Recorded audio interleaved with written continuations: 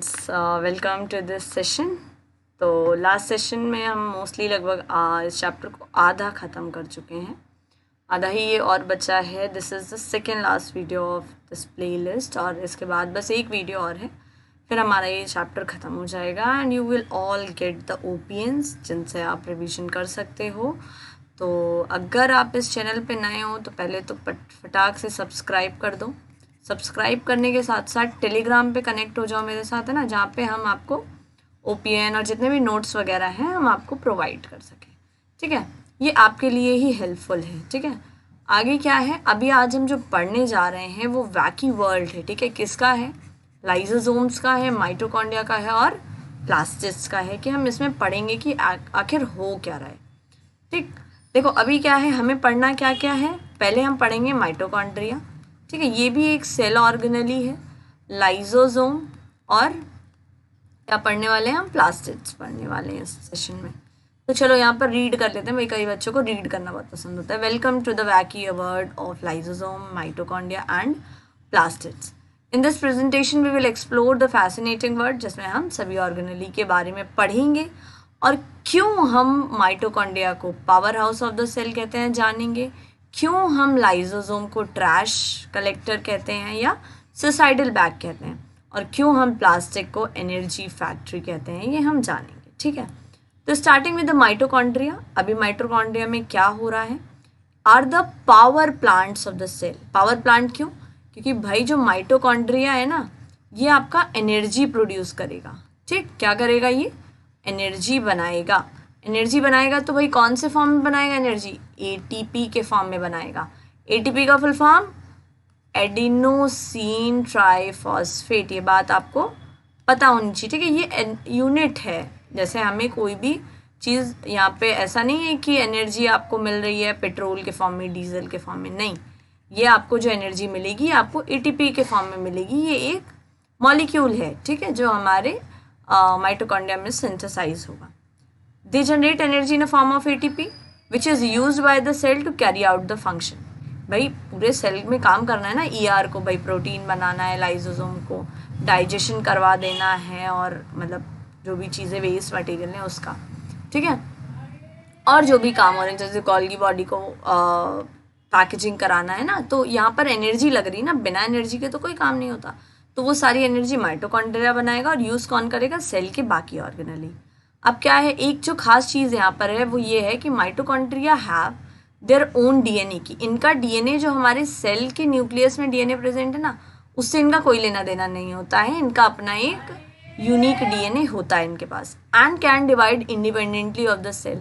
कि cell divide हो के नया माइटोकॉन्ड्रिया बनाए ऐसा ज़रूरी नहीं, सेल के अंदर ही नया ये डिवाइड हो जाएगा माइटोकॉन्ड्रिया और नया सेल बना लेगा, नया माइटोकॉन्ड्रिया बना लेगा, है ना। अब हम स्ट्रक्चर देख लेते हैं कि स्ट्रक्चर क्या है। देखो भाई, इसमें एक आउटर मेम्ब्रेन होती है, ठीक है, और एक होती है इनर मेम्ब्रेन। हमारी जो इनर मेम्ब्रेन होती है ना, ये फोल्डेड होती है। अच्छा, फोल्डेड होने का रीजन क्या है?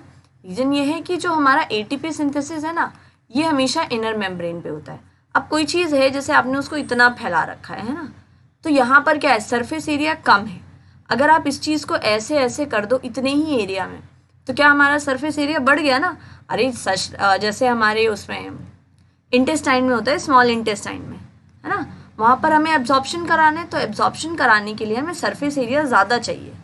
तो वहाँ पर क्या है, ऐसे ऐसे ऐसे विलाई के फॉर्म में प्रेजेंट है। तो वैसा ही यहाँ पर भी जो इनकी इनर मेम्ब्रेन है ये फोल्डेड है, ताकि यहाँ पर एटीपी जो है इसका जनरेशन ज़्यादा हो सके। ठीक, और इसको हम कहते हैं क्रिस्टाई। जो भी ये एजेस जैसे ग्रुप प्रेजेंट है ना, इनको हम क्रिस्टाई कहते हैं। और इसके अंदर एक फील्ड होता है मैट्रिक्स, एक लिक्विड टाइप का है जिसे हम मैट्रिक्स कह रहे हैं, और यहीं पे पूरा इलेक्ट्रॉन का ट्रांसपोर्ट होता है। ठीक, जो we will study in class 11th। हम इसको बहुत ज़्यादा डीपली पढ़ते हैं कि कैसे इलेक्ट्रॉन जा रहा है। ठीक, आई होप इतना समझ में आ गया होगा। लाइसोसोम में कुछ खास नहीं है ज़्यादा, बहुत टफ नहीं है। ठीक है, अब है माइटोकॉन्ड्रिया में कुछ टफ नहीं है ज़्यादा। अब आता है हमारे पास लाइसोसोम। लाइसोसोम को हम कौन से नाम से जानते हैं?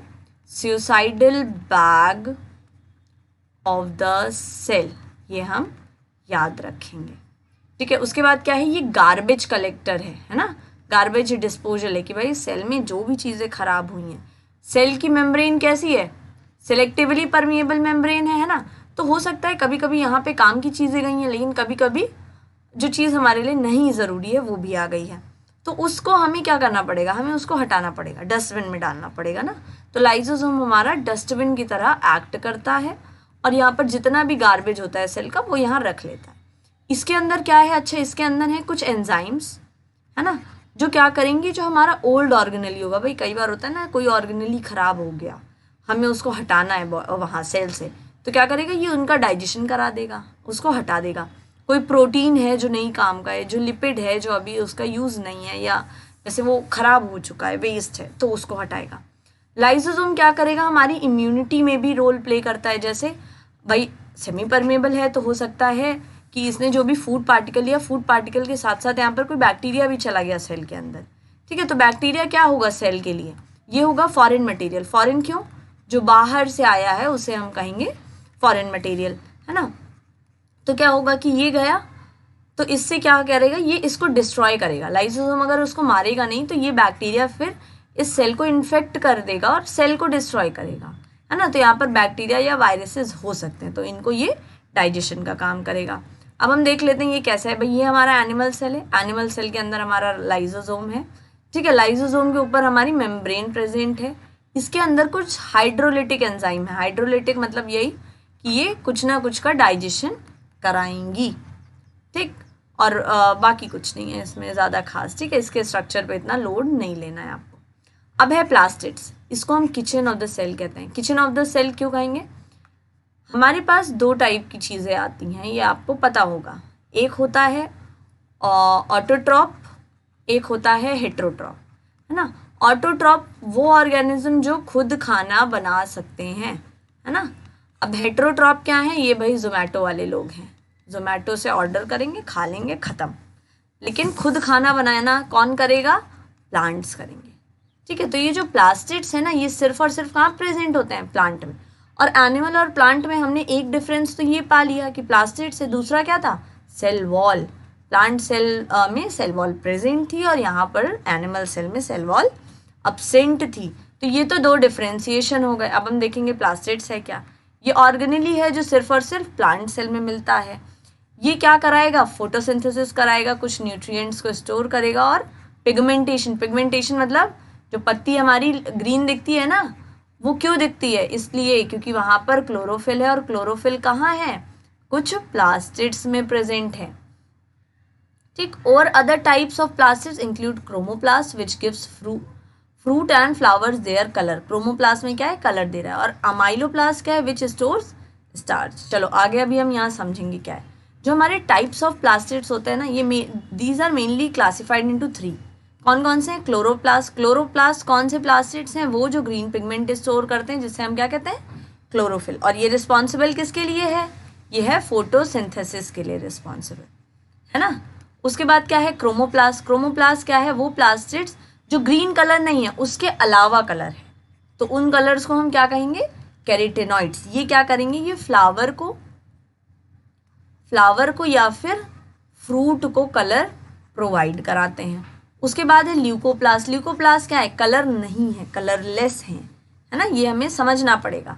अब इसमें क्या है, कंटेन नो पिगमेंट, कोई पिगमेंट नहीं है, ठीक। 9th में तो यहीं तक है, लेकिन यहाँ पर आगे हम और डिफ्रेंशिएट कर सकते हैं। कैसे कर सकते हैं कि ल्यूकोप्लास्ट हमारे 3 टाइप के होते हैं, अमाइलोप्लास्ट, एल्यूरोप्लास्ट और इलायोप्लास्ट। अमाइलो क्या करता है, ये कार्बोहाइड्रेट और स्टार्च का स्टोरेज कराएगा। एल्यूरो क्या करेगा, प्रोटीन का स्टोरेज कराएगा। और इलायो ऑयल वगैरह का स्टोरेज कराता है, ठीक।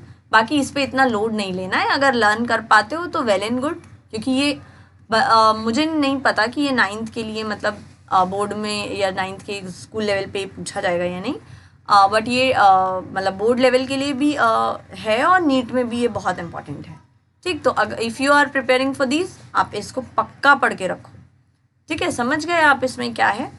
नेक्स्ट है, अब हम क्लोरोप्लास्ट का देख लेंगे क्या स्ट्रक्चर होता है। क्लोरोप्लास्ट जो होता है ना, इसका थोड़ा थोड़ा रिजेम्बलेंस आपका माइटोकॉन्ड्रिया की तरह होता है, ठीक। इसमें क्या था, अपना ओन डीएनए था, है ना, अपना राइबोसोम होते हैं, तभी तो अपने अपने प्रोटीन सिंथेसिस करेगा ये। तो इसमें भी ऐसा होता है, इसमें भी अपना डीएनए इसका खुद होगा, यहाँ पर राइबोसोम भी इसके पास होगा अपना। ठीक, इसमें देखो क्या है, आउटर मेम्ब्रेन है, यहाँ पर भी इनर मेम्ब्रेन है।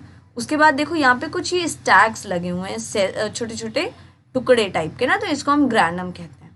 उसके बाद देखो ये जो आपको ब्लू पोर्शन दिख रहा होगा ना, इसको स्ट्रोमा कहते हैं और इनको हम थैलेकॉइड्स कहते हैं। ठीक, जहाँ पर क्या हो रहा है इन थैलेकॉइड्स में, फोटोसिंथेसिस हो रहा है। नेक्स्ट, अब ऑर्गेनेलीज इज वर्किंग टुगेदर। भाई बहुत सारे काम तो साथ करेंगे ही करेंगे, साथ काम नहीं करेंगे तो फिर टीम वर्क कैसे आएगा। अब यहाँ एग्जाम्पल क्या रहा है कि mitochondria provide the energy to the lysosome. Mitochondria ने एटीपी बनाई, एटीपी दे दी उसने किसको, लाइसोसोम को दे दी।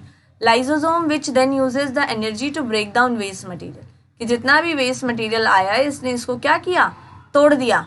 तोड़ने के बाद क्या कर रहा है, and other organelle to create and store important molecules, कि इसने बाकी भी ऑर्गेनेलीज को क्या किया कि दे दिया आपका एनर्जी, और जो भी चीज़ें हैं वो काम उसने कर लिए। ठीक, कंक्लूजन क्या आया, you have now learned about the wacky world of the lysosome, mitochondria and plastids. कि आपने इन सब के बारे में पढ़ लिया। ये बहुत लगते तो छोटे हैं, लेकिन इनके बिना सेल में बहुत सारी चीज़ें नहीं हो सकती हैं। Crucial role in keeping a cell alive, भाई वही है ना, किचन है, खाना नहीं बना तो क्या सेल जिंदा रहेगा, नहीं, वो डेड हो जाएगा। उसके बाद लाइसोसोम है ना, अगर आपका लाइसोसोम नहीं होता तो सेल के अंदर ही सारा वेस्ट इकट्ठा होता जाता, तो अल्टीमेटली क्या होता, सारा वेस्ट हो जाता है ना, तो सेल अलाइव नहीं होता। अब माइटोकॉन्ड्रिया क्या है, एनर्जी है, एनर्जी एटीपी नहीं बनी तो क्या बाकी के सेल ऑर्गेनली अपना फंक्शन कर पाएंगे, नहीं। तो जब अगर सब वो फंक्शन ही नहीं कर पाएंगे तो सेल क्या अलाइव रहेगा, नहीं, वो डाई हो जाएगा। ठीक है, next time you will look at the plant animal cell, remember that the amazing, ये तो बस ऐसी ही है। ठीक है, मतलब आपको इस पर लोड नहीं लेना। सो आई होप कि आपको ये चैप्टर पूरी तरह अभी तक का समझ आया होगा, और कीप सपोर्टिंग मी, और आप चैनल को लाइक करो, सब्सक्राइब करो, और ask your friends to come on this platform, जिसमें आपको नोट्स मिलेंगे, ओपीएन मिलेंगे, और कोई भी सपोर्ट हो, कोई भी इसमें कंक्लूजन में यही है कि आपको कोई क्वेश्चन हो, कोई क्वेरी हो, जो चीज़ आपको इस सेशन से नहीं समझ में आई, you can comment below, I will answer.